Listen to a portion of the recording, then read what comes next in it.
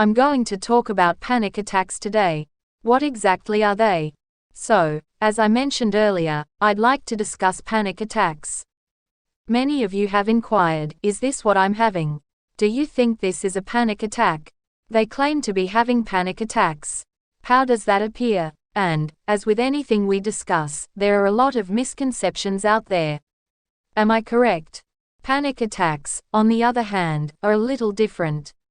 The first thing I want to make clear to you is that I cannot diagnose you with panic attacks. You suffer from panic attacks. You may experience panic attacks, but this is not a diagnostic requirement. Panic attacks can occur as a result of any anxiety disorder. They have what they call specifiers in the DSM, or different things you may feel that will help you better understand if you are having panic attacks, and then let you know what you can say to your physician, therapist, psychiatrist, or whoever you need to get the help you need. The interesting thing about panic attacks is that the more they occur, the more we fear they will occur, and thus they occur more frequently. Because they begin with the fear of having more of them. So the sooner we get a hold of it and understand what's going on, the better the outcome for us. That makes sense. For your information, panic attacks affect 11 to 12% of people in the United States. That is only in the United States. So we know that this happens frequently.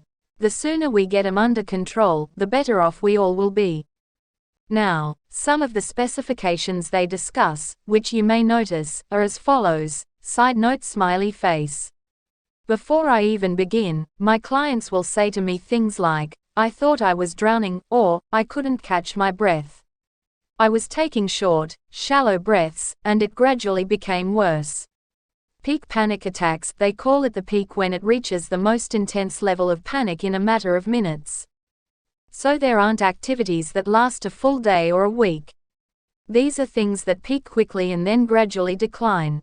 Everyone's experience is now unique. This is simply the average duration of panic attacks.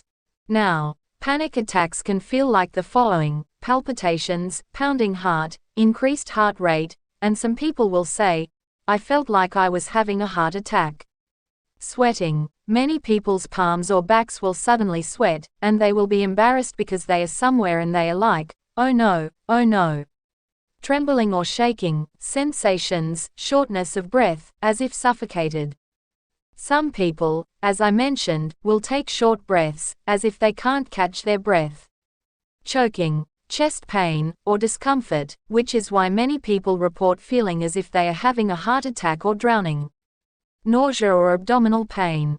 Now, I don't hear that one as often as others, but everyone experiences things differently, so if you have anxiety in your stomach in general, you might feel it there during a panic attack.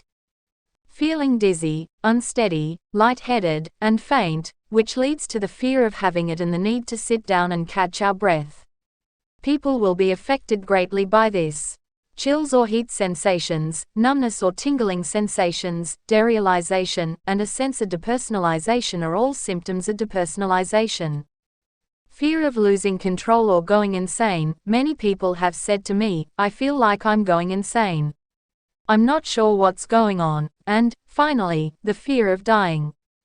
Many people can't catch their breath because they believe they are having a heart attack or are being suffocated. You can understand why they feel as if they are dying, and it can be extremely frightening. The most important thing I want you to understand is that panic attacks affect a large number of people. And they can be quite frightening. They also believe they are completely out of control. And having that fear of them happening, and then having that sensation. Some of my patients struggle to go underwater. They had little swim tests at this college. One of my clients had to go underwater and hold her breath for a certain amount of time and made her so anxious.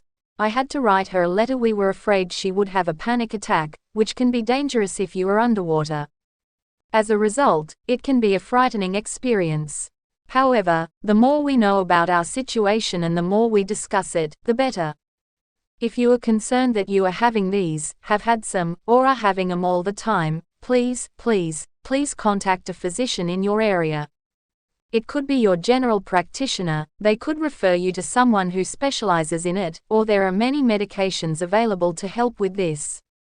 It is entirely up to you whether or not you believe in medication, but be aware that there are options. And the sooner we reach out, the sooner we can determine whether we are experiencing panic attacks or if they are part of an anxiety disorder that we are not even aware of.